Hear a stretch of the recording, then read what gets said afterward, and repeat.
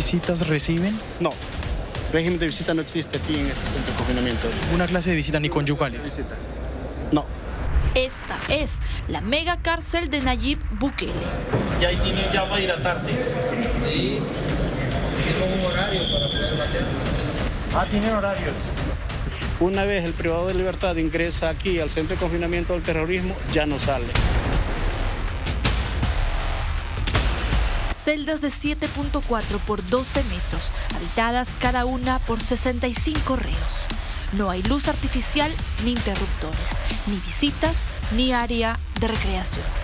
Se duerme sobre estas planchas metálicas, sin colchón ni almohadas. Este es el centro de confinamiento del terrorismo o CECOT, la prisión con la que el presidente salvadoreño Nayib Bukele promete ponerle fin al terror sembrado por las pandillas, colocando tras las rejas a sus líderes más sanguinarios. Bueno, decisiones las cuales uno en su juventud quizás toma erradas, ¿verdad? Y le traen consecuencias a nuestras vidas. Yo ya tengo años de estar detenido. Sureños, 18 revolucionarios viviendo en la misma celda. No hay una clasificación de pandillas. ¿Y cómo una se segregación de pandillas. Y si no se da esa segregación, director, ¿cómo se da esa interrelación pues, de los que por mucho tiempo se odiaron? O sea, había un combate entre ellos, ¿no? Simple y sencillamente, Sí. ellos están sometidos a un régimen. Este es un penal de seguridad y máxima seguridad. Es el megaproyecto que está a poco de otorgarle la reelección a Bukele. Les juro por Dios que no comen un arroz. Y vamos a ver cuánto tiempo duran. Y no me importa lo que digan los organismos internacionales, que vengan a proteger a nuestra gente. Que vengan a llevarse a sus pandilleros. Si tanto los quieren, se los entregamos todos al 2 por 1. Pero que no está exento de serios cuestionamientos. Denuncias por violación de los derechos humanos.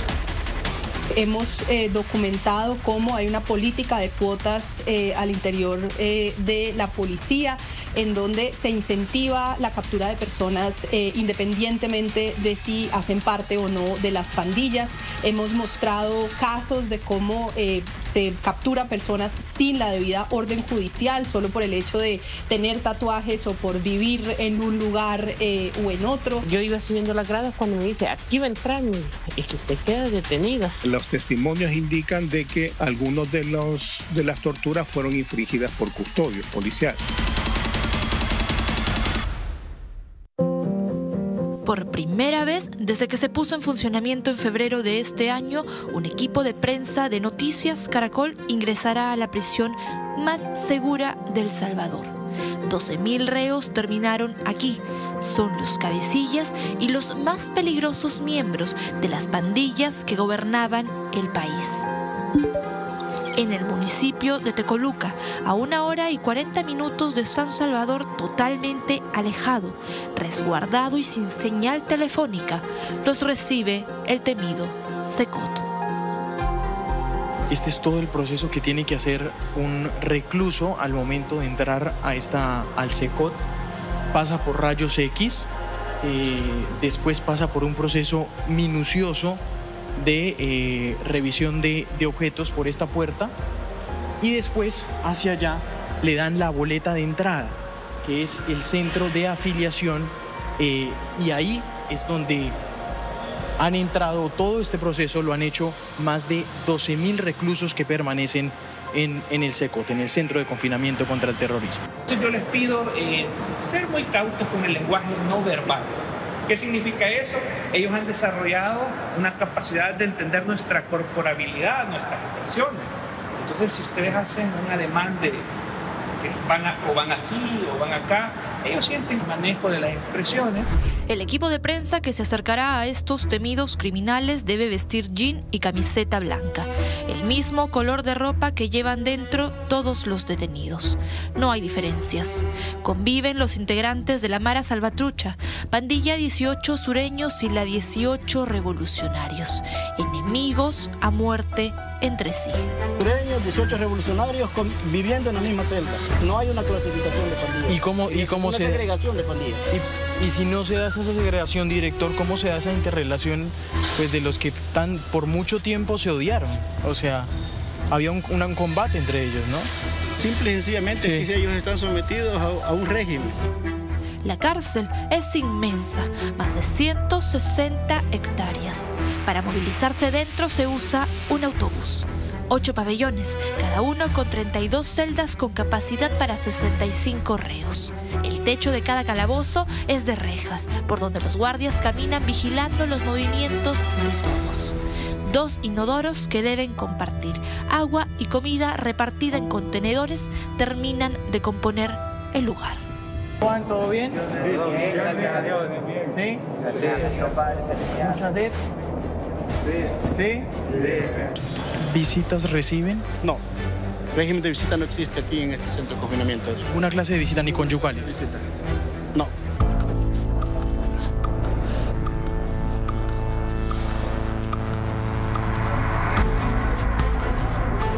Las celdas no tienen luz artificial. El sistema de luces está más elevado. Los privados de libertad no tienen contacto con ningún interruptor eléctrico. Se duerme sobre estas estructuras metálicas de 3 niveles. No hay colchón y mucho menos almohadas. La única luz que ven los presos aquí es la que ingresa por las rejillas. No hay áreas de esparcimiento y solo se sale de la celda por un muy breve periodo de tiempo.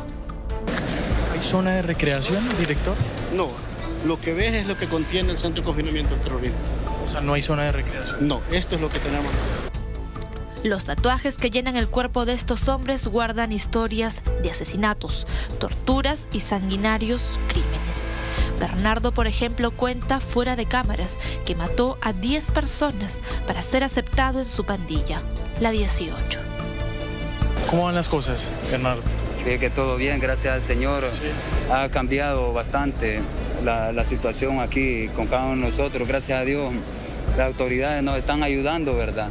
Sí. En muchas situaciones aquí, gracias al Señor, ya que sé de que es Dios quien viene tocando los corazones.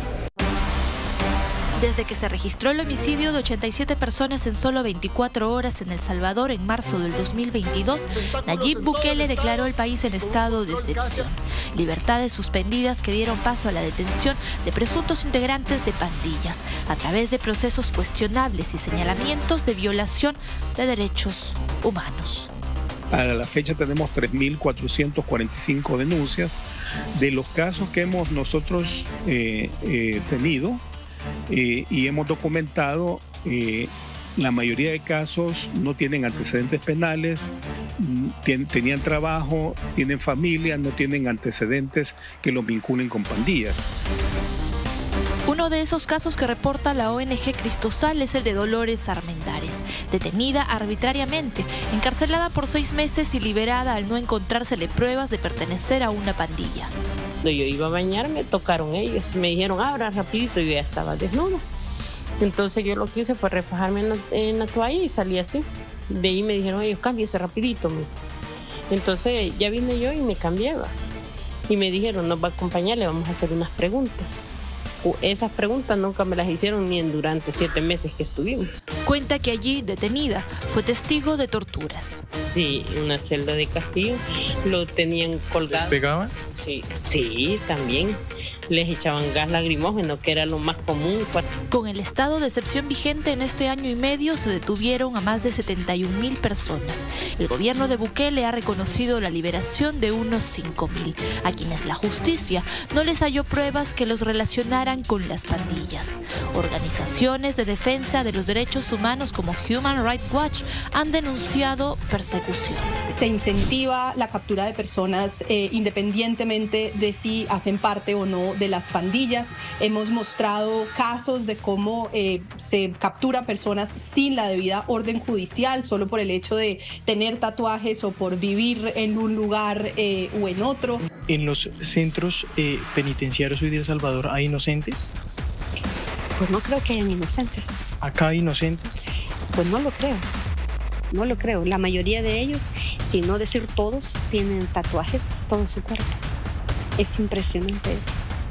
Desde el Estado salvadoreño niegan todo abuso. No hay torturas, no hay ataques contra los muchachos. No hay torturas, comisionado. No hay torturas en El Salvador, pues usted pudo hablar libremente con las personas. 154 muertes de personas bajo custodia policial se han documentado a través de estas ONG, pero el cuestionamiento internacional al método Bukele se enfrenta a las cifras. En el 2015, antes de asumir el poder el joven gobernante, en El Salvador se registraban 105 asesinatos por cada 100.000 habitantes. Para el 2022, con estas medidas, el número cayó a 7.8. Son bienvenidos a construir este sueño con nosotros. Pero los que no, mejor apártense. No vamos a permitir a que vengan a nuestra casa a decirnos qué hacer o a darnos órdenes. Nayib Bukele se mantiene firme en su posición. ¿De dónde les nació ese amor repentino por El Salvador? Si hasta hace poco no sabían a dónde quedaba en el mapa. Fue en el 2019 que un joven alcalde de El Salvador alcanzó la presidencia con una campaña que básicamente se movió a través de Twitter. Ex miembro del histórico partido izquierdista salvadoreño, el FMLN, Bukele apareció en su país como el hombre que le pondría fin a la corrupción. Tras más de 3 décadas donde el poder se alternó entre partido de derecha e izquierda, con presidentes investigados precisamente por corrupción. Ningún otro presidente podía siquiera, no quería, pero si hubiera querido, no podía siquiera tomar decisiones porque no venían aprobadas por sus financistas. Mientras que nosotros solo le rendimos cuentas a los salvadoreños. Por eso hemos podido tomar las decisiones que había que tomar. Con Bukele a la cabeza, el país adoptó el Bitcoin como moneda de curso legal. Y el presidente siempre ha dejado claro que las redes son sumamente importantes en su visión. Ahora, solo un segundo, si me permiten.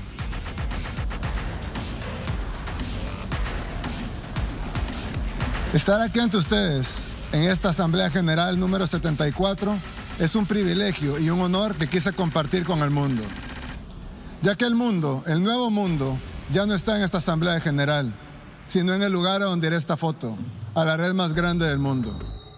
Se llama a sí mismo el dictador más cool del mundo, pero ciertamente organismos internacionales cuestionan el control que tiene sobre la institucionalidad de los 3 poderes del Estado.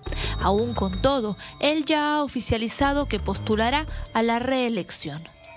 Es por eso que luego de conversarlo con mi esposa Gabriela y con mi familia, anuncio al pueblo salvadoreño que he decidido correr como candidato a la presidencia de la República.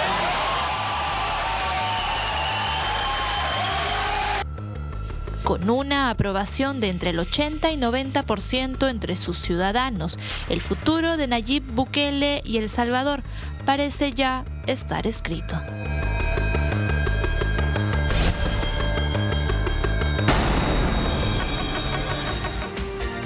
Efectivamente, como lo hemos visto en el reportaje, en medio de estos cuestionamientos, sin duda es el presidente más popular de Latinoamérica y está entre la encuesta Gallup, por ejemplo, con 90% de aprobación por parte de los ciudadanos salvadoreños que han visto su vida cambiada y ya no hay tanta delincuencia. Pueden incluso salir a barrios que antes eran absolutamente tomados por la pandilla, por esta mafia, por estos delincuentes de Mara Salvatrucha y otras organizaciones criminales del Salvador. En fin, este reportaje es muy interesante tomando en cuenta todo lo que se dice del país, del Salvador y de Bukele. Vámonos ahora sí a una pausa, pero ya volvemos.